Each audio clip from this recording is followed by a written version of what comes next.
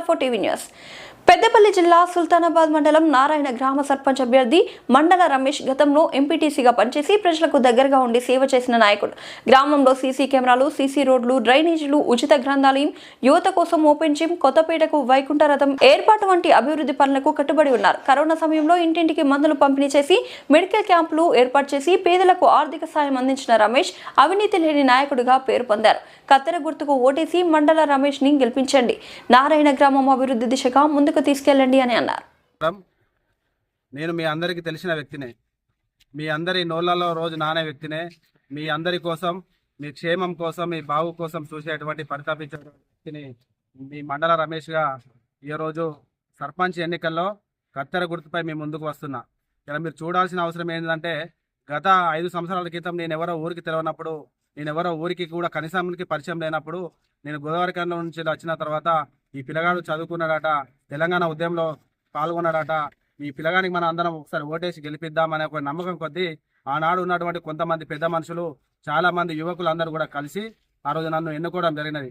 ఈ 5 సంవత్సరాల కాలంలో మీ అందరితో నేను ఏ విధంగా మెదిలినో, మీ అందరితో ఏ విధంగా ఉన్నానో నాకంటే మీకే ఎక్కువ తెలుసు. నాకంటే ఈ మా రమేష్ ఈ కొడుకు ఇట్లా వేసిందని చెప్పేసి మీకే ఎక్కువ తెలిసిన విషయం ఎంతైనా ఉంటుంది. ఇలా మీరు ఒకటి ఆలోచించాలి. ఇలా ఏదైతే ఎంపీటీసీ ఎలక్షన్ల తర్వాత కరోనా కష్టకాలంలో ముందుండి పోరాడినటువంటి, నా ప్రాణాలను సైతం పక్కకు పెట్టి పోరాడినటువంటి బిడ్డ మీ రమేష్. అదేవిధంగా కరోనాలో ఇంటి పక్కన ఉన్నవాడు కూడా కనీసానికి మనల్ని చూడే పరిస్థితి లేదు. కరోనాలో సొంత ఇంటి వాళ్ళే మనల్ని చూసే పరిస్థితుల్లో లేనప్పుడు ఈయనే అమ్మ ఈ మందులు వేసుకోండి, అమ్మ ఈ గోళీలు వేసుకోండి అని చెప్పి నా ప్రాణాలను, నా కుటుంబాన్ని సైతం పక్కకు పెట్టి మీ అందరి కోసం తిరిగినటువంటి వ్యక్తిని నేను ఇలా. అదేవిధంగా మన అందరి యొక్క ఆరోగ్యాలు బాగుండాలని చెప్పి, మనందరం ఆరోగ్యవంతంగా ఉండాలని చెప్పి అనేక సార్లు మెడికల్ క్యాంపులు ఏర్పాటు చేసినటువంటి వ్యక్తిని మీ బిడ్డను రమేష్ను. అదేవిధంగా ఇలా మీరు చూసినట్టయితే వరదలు వచ్చి కొట్టుకోబోతున్నటువంటి సమయంలో మన ఇళ్లకు ఆర్ఎంపీలు, పిఎంపీలు ఎవరు రాని సమయంలో ఇలా అమ్మ ఈ మందులు ఉంచుకోండి, వారం రోజులకు సరిపడా ఉంచుకోండి అని చెప్పి మందులు పంపించినటువంటి బిడ్డను నేను ఇలా ఎవరు చనిపోయినా, పేదలు ఎవరు చనిపోయినా ఇక్కడ ఉన్నటువంటి దాతలందరి సహకారంతో 500, 1000 ఇట్లా సహకరించి ఒక్కొక్కరికి 30-40 వేల రూపాయల ఆర్థిక సహాయాన్ని అందించినటువంటి వ్యక్తి మీ బిడ్డ రమేష్. అదేవిధంగా చాలా మంది ఇలా మన నారాయణపూర్ గ్రామంలో ముత్యాల దత్తు అయితేనేమి, అదేవిధంగా చెల్లౌజు శ్రీనివాస్ అయితేనేమి, అదేవిధంగా చీకటి రమేష్ అయితేనేమి, అదేవిధంగా మన భోగే సుమల అయితేనేమి, ఇట్లా అనేక మంది వ్యక్తులకు మనం ఆర్థిక సహకారాలు అందించినటువంటి బిడ్డ మీ రమేష్.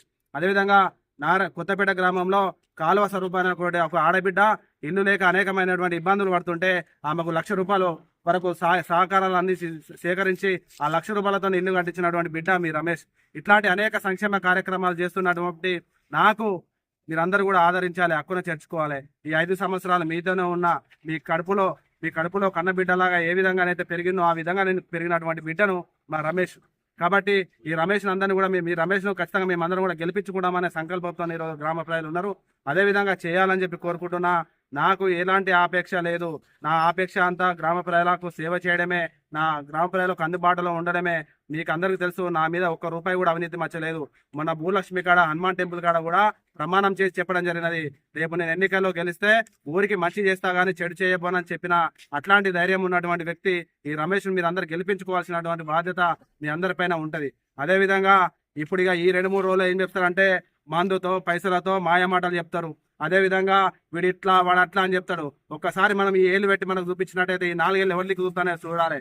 మీ చరిత్రలు, మీ కథలు, అదేవిధంగా మీ అరాచకాలు, మీ బెదిరింపులు తెలియని వాళ్ళు ఊర్లో ఎవరు లేరు.